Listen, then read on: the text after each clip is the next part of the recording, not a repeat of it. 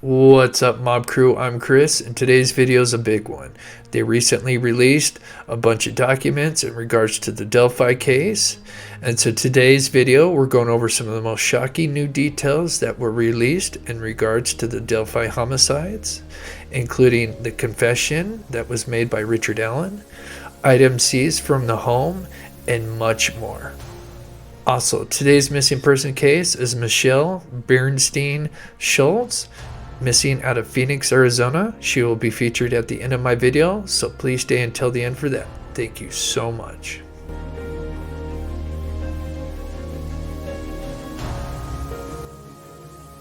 Welcome back to the channel, everybody, where we cover murder, mystery, to the missing. Today's video we're going over the most shocking new details that we learned from the huge document drop in the Delphi homicides in regards to Richard Allen. The confession. During the last hearing with Richard Allen, we learned about some confessions that were supposedly made in regards to the double homicide, and apparently Richard Allen had made several of them. But when and how were these confessions made? Well, according to these recent documents released, it says that while being incarcerated at the Westville Corrections since November 2022, earlier this year on April 3rd of 2023, he had made a phone call to his wife, Kathy, where he not only admits to killing the two teenagers, but he supposedly made multiple confessions on the same phone call, which of course was being recorded. Apparently, after making these confessions, his wife Kathy had hung up the phone. This was also recorded on video, and staff at Westville Corrections say Richard Allen's mental and physical health began to decline rapidly after this day that he confessed, and literally cut off all contact with his family and friends, and now only speaks to his attorneys. It also says that he has been doing better months since the supposed confession. Gun heard in video. Apparently this rumor was out there for a long time, but now has been confirmed, and that is during the 43-second video that Libby recorded of the bridge guy. Somewhere between guys and down the hill, more words can be heard, including one of the girls mentioning the word gun, but something new that was added was the fact that there is the sound of a gun being cocked or cycled during that recording. Although this may not come as a huge shock to some, as this was rumored long ago, it has now been confirmed. Also, some people felt like this 1-second clip that was released to the public could have been altered by the law enforcement to keep that detail out of the press and close to the vest. And in this video, he is actually brandishing the gun while walking towards the girls on the bridge in the video. Large assortment of knives.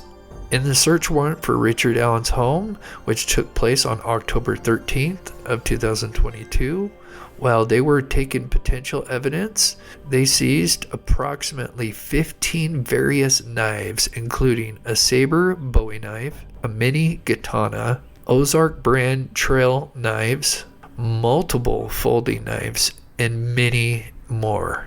This is very interesting as it relates to how the girls were sadly attacked with a bladed weapon, according to multiple warrants. Although there is no mention of testing on these knives like the Sig Sauer was, it's quite possible that one or more of these knives could have been used in the double homicide. The black Ford Focus. Richard Allen owned two vehicles, one car and one truck, but the 2016 black Ford Focus SE was seized and multiple tests were done on that car, including buckle swabs on the seatbelt and more. But one of the more interesting things they did with the car is that they cut out a section of the carpet in the trunk where the spare tire would be located. This is very interesting as it could imply there was either a stain or some kind of test that revealed some kind of evidence that could have been placed in the trunk of the car, like an article of bloody clothing, and that the blood transferred to the carpet. Now this is just speculation, but considering a witness saw a man bloody and muddied just after the double homicides, walking west on a country road, could imply they found evidence in the truck left behind by Richard Allen, which could have been bloody clothing. The brown cap with small bill. One of the biggest debates in the Delphi case was what the killer was wearing on his head. Almost everything has been mentioned, from a regular ball cap, a hoodie, even some believe there's nothing on his head. But one of the more common beliefs was that he was wearing some kind of ivy cap, driver's cap, many names for it, but basically a thin hat with a small bill. Even the first sketch resembled a man wearing such an item, which was also corroborated by a witness. Although in the search warrant they retrieved many articles of clothing, including hats, stocking caps, headbands, jeans, and more, which I will do a follow-up video describing each item that was seized from the home. But there was a brown fitted cap with a small bill that was seized from Allen's home. I believe this could potentially be the hat he wore at some point, and this was seen, and he was seen wearing it on Libby's video. So although there is a lot more documents to comb through for more clues, from what I have gone through, this is definitely some of the more interesting things released in regards to the Delphi double homicide. Like I said, I will be releasing another video that goes more in depth on every item that was seized, what it looks like, and some speculation as to what the significance is to them. So I really hope you enjoyed today's short video. Please smash that like button. If you're new to the channel, please subscribe.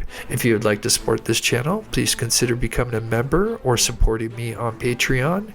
Also, today's missing is Michelle Bernstein Schultz, missing out of Phoenix, Arizona. She was just 36 years old and went missing last year in June of 2022. If you have any info on Michelle, please call the number on your screen, and thank you so much for watching.